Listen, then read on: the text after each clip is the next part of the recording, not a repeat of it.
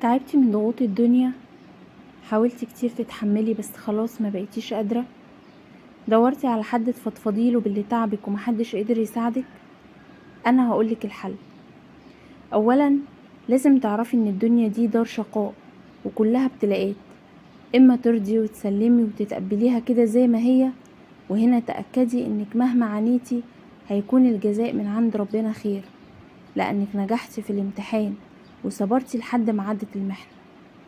او انك تفضلي طول الوقت تشتكي وترفضي الواقع، وساعتها هتفضلي تعبانة وحملك هيزيد لانك ما قدرتيش تصبري على الابتلاء.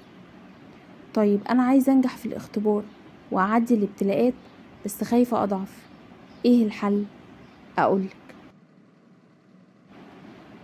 لازم بالاول تبقي متأكدة ان محدش هيداوي وجعك غير نفسك. فلو عايزة تلجئي لحد وتشتكيله، الجئي لربنا لانه عالم باللي بقلبك وهيسمعك.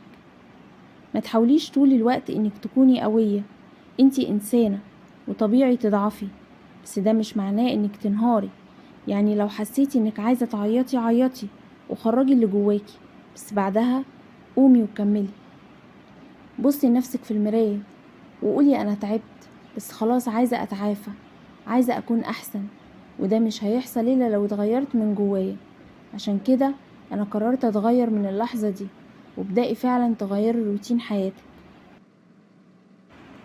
ابعدي عن اي بيئة فيها نكد، خليكي دايما وسط الناس اللي بيدوكي طاقة ايجابية مش اللي يحبطوكي. لو قاعدة بالبيت اشتغلي، الشغل بيقوي وبينسي. مارسي هواياتك وطلعي فيها كل طاقتك اللي مكبوتة جواكي. اوعي تحسسي حد انك ما تقدريش من غيره، لانك تقدري. انتي اقوى بقوتك اللي نابعة من جواكي. هتزيد بالناس اللي بتحبك لكن لو مش من البداية استمدتيها من جواكي يبقى عمرك ما هتستفادي اي حاجة.